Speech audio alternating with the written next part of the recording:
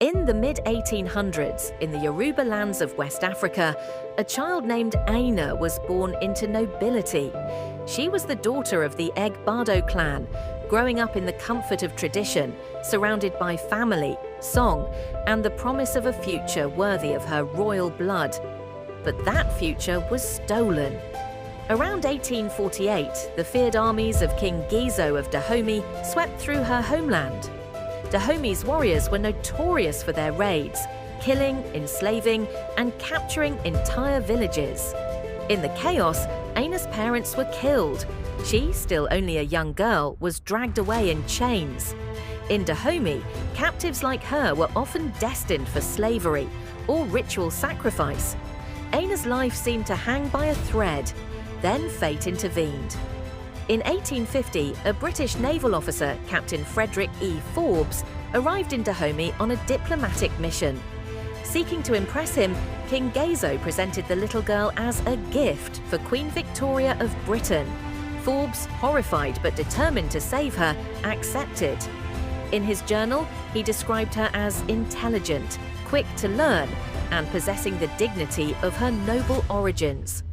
Aboard his ship, the HMS Bonetta, Aina was given a new name, Sarah Forbes Bonetta, a name that carried both her rescuer's identity and the vessel that bore her away from Africa.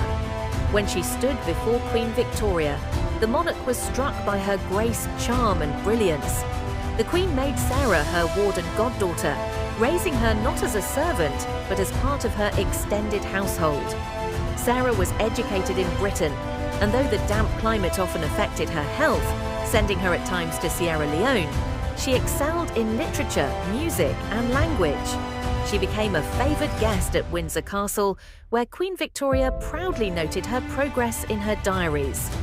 In 1862, with the Queen's blessing, Sarah married Captain James Pinson Labolo Davies, a wealthy Yoruba businessman and philanthropist from Lagos. Their wedding in Brighton was a grand affair, attended by British high society.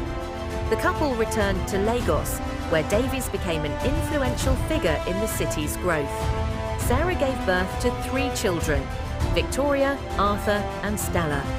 In a lasting symbol of their bond, Queen Victoria became godmother to the first child, named after her. But Sarah's life was destined to be short. Long plagued by illness, she suffered from tuberculosis. In 1880, at just 37 years old, she died on the island of Madeira, where she had gone in search of healing air. When news reached Queen